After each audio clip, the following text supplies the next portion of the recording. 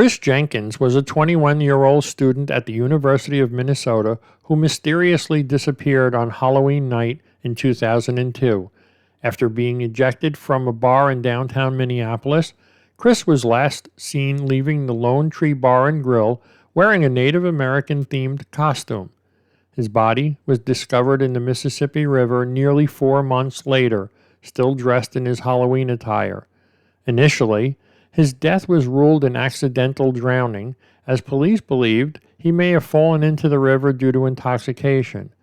However, Chris's family was unsatisfied with this explanation, citing several inconsistencies.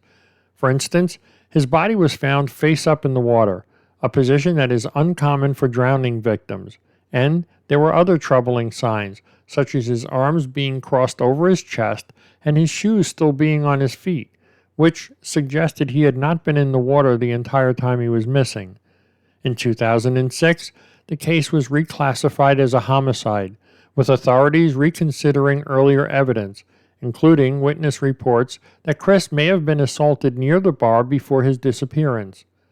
The Jenkins family also pushed back against the initial investigation, hiring their own private investigators, who found additional clues suggesting foul play.